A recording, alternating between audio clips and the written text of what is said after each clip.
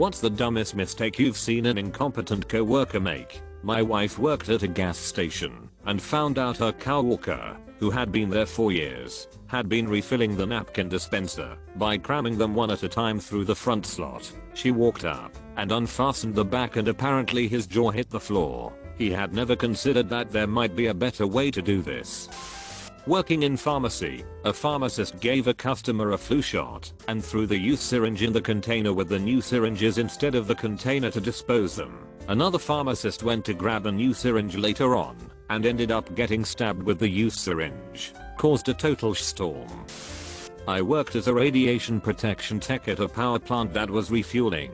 My job was to sit outside of a contaminated area, and if anyone wanted to take something out of the area, tools, etc., I had to make sure it didn't have any radioactive particles on it. To do this, you wipe the tool with something like a tissue and then hold the tissue up to a machine called a frisker. If the needle on the frisker goes above a threshold, then the tool has to be cleaned or left in the area. One day I come back to relieve a guy who had been sitting outside the area for 2 hours. He tells me there's been no issues and everything has cleared. I look at the frisker, lean over and turn the machine on.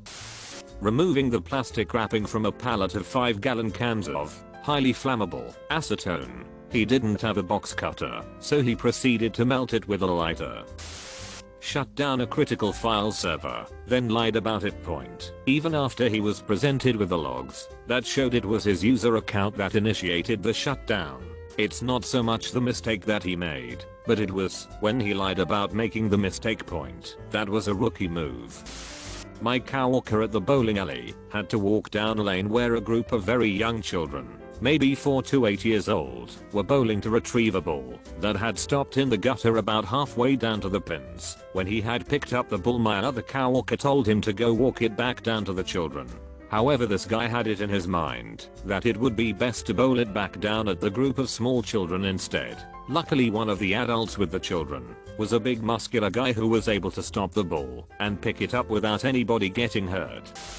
Poured sink cleaning solution into the ice cream machine instead of the cream mixture, and I had to stop them. They then said, "I'm sure it'll be fine. It was only a little." No, that would poison people. I had to clean out the whole machine top to bottom and refill it. I ended up throwing away nearly a whole bucket full of contaminated ice cream mixture. I would also like to add that the containers didn't look anything alike. The sink stuff came in big plastic jugs with screw tops, and the ice cream comes in cardboard cartons, like orange juice, that you have to cut open. So I don't know how she could have possibly mixed the two up.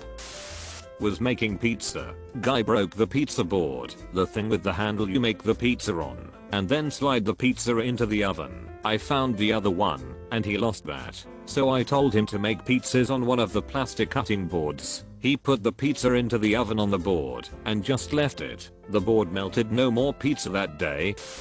I used to work for a landscaping company, and over the course of a summer I witnessed one of my co-workers accidentally set 3 different things on fire: a hedge trimmer, a truck, and himself. The office we worked in was shut down due to COVID, and the company went 100% remote. A new senior engineer was hired to work directly with our product team and also manage a team of developers. During our company-wide weekly Zoom meeting, after he was done presenting for the company, he turned his camera off but forgot to put himself on mute. 100+ people heard this man playing Fortnite and talking down about the company to someone else in the background, among other things. He only lasted a month. When I was in the Navy, this known dumbus and pathological liar was on armed watch with an M14 patrolling the topside decks. Literally all you have to do is walk around for 4 hours with a rifle on your shoulder. This dude came back to the quarterdeck, main entrance to the ship, with no gun. He tried to claim it fell off his shoulder and into the water while tying his shoe. How a rifle would fall off your shoulder, pass through your hands that were tying the shoe, and through all 3 lifelines, like guardrails, is still a mystery. My theory is that he was doing drill team stuff like tossing it spinning in the air and lost it that way. I used to work as a pharmacy tech. Most antibiotics for kids come as powder in a bottle. We add distilled water to make it liquid upon receiving prescriptions, as the solution only remains stable for 10 to 14 days. depending.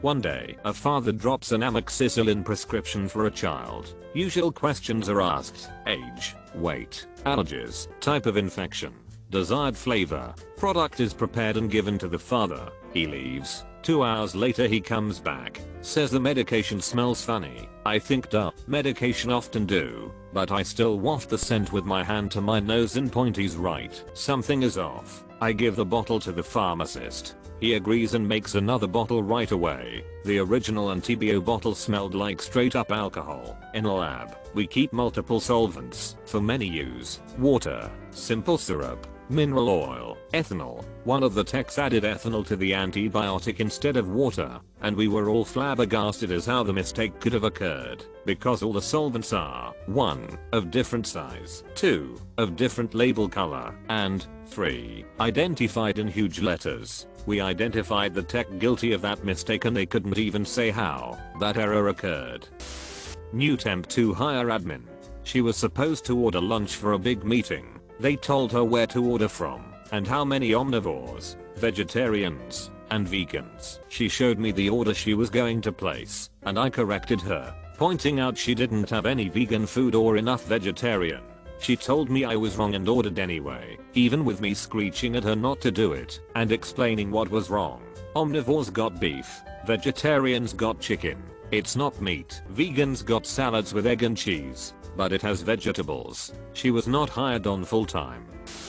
I worked for a non-profit that hired a guy in fundraising purely for his Rolodex, and they couldn't care less about any of his job functions as long as he kept bringing more rich people to fundraiser parties. Well, when the pandemic hit and we were forced to go remote, it became clear how incompetent he was with technology and how he'd been coasting for years in the office by sticking to phone calls instead of email, etc. We had our first major online fundraiser coming up, and I warned my boss that this dude had no idea how Zoom worked. Never muted himself, camera up the nose, treated it like watching a YouTube video. But again, he was the guy inviting all the rich people to the event, so they didn't want to lecture him about a computer program and hurt his ego. Then in our massive 200+ person Zoom event, he set his laptop on the bathroom counter and proceeded to take a shirtless, nasty old man dump complete with grunting, splashing, and squelching.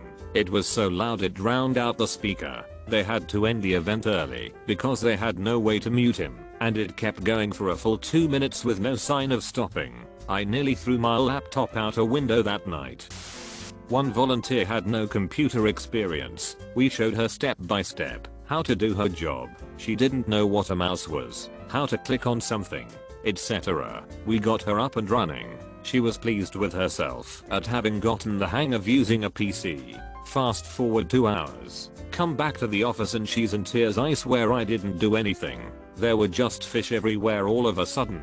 Look at the computer. Aquarium screensaver. After her little breakdown, she had to take the rest of the afternoon off. I worked in a veterinary hospital for a good number of years. One day, unknown to me, some little girl had found a dead/dying seagull with her family and brought it in to see if we could help it, but it has passed by the time they arrived. Our veterinary technician took said bird for disposal, but was too busy to deal with it then. Like, put it in the freezer. 1 minute tops with labeling. So instead he just packed a box with the dead bird into our storage area with dozens of similar boxes and just leaves it there. Days go by while he is still working, I should add, and I come back on shift and something is seriously rank in the office. Customers are complaining. No one knows what would cause it, but I eventually find the box buried beneath other supplies. I walk up to my head receptionist and say, "So, seagull," and watch the absolute fury grow in her eyes. The tech did not last long after that. A guy was using the overhead crane in a machine shop I worked in. It had 2 hooks on it. One was raised right to the roof, the other was lowered and beside another guy's machine. The guy using the crane was looking at the hook by the roof and mobilized the crane. He was wearing earmuffs and the shop is loud af, so when he started almost killing everyone in the line of machines with the other hook, he couldn't hear the rest of us screaming. The hook almost threw the first guy into his lathe, hit the next guy's toolboard, flipped over to the side he was on, almost put him into his lathe. Rinse and repeat for the next 3 machines. When it bounced over the last one, it grabbed the A-frame, that held all the bath stock and started lifting 30-40 t of steel off the ground. Someone finally made it to him and slapped the controls out of his hands. That was his last day at that job. Nearly leaving a child behind on a field trip, we took a large group of 4 and 5-year-old children to visit a farm/petting zoo/pumpkin patch. We had 3 vehicles. I was in charge of my own group, but I noticed one of the other teachers was being very lax in her supervision for most of the trip. When it was time to leave, I loaded my children on the bus with some other adults and did a head count/attendance check. Before getting on my bus, I noticed that the other teacher had climbed onto her bus and sat down before the children boarded. She walked on first and had the kids follow her. I almost let it go, but gut instinct told me she wasn't counting her students. Once they were all boarded, I walked back and climbed on her bus. She seemed irritated when she realized I was checking on her. I was not a supervisor or anything, just a fellow teacher, so she didn't answer to me in any way. She said something like, "We're all good, let's go." I knew how many were in each group, so without answering her, I did a quick count. Sure enough, we were missing one. I ended up leaving the bus and going to find the kid myself. He was still on the playground with children from another school. When we got back to the bus, the other teacher blamed the kid. She said he wandered off. Really? She is the one who gathered the group and left the play area, meaning she is the one who wandered off. She was pissed when I went to the administration about the incident.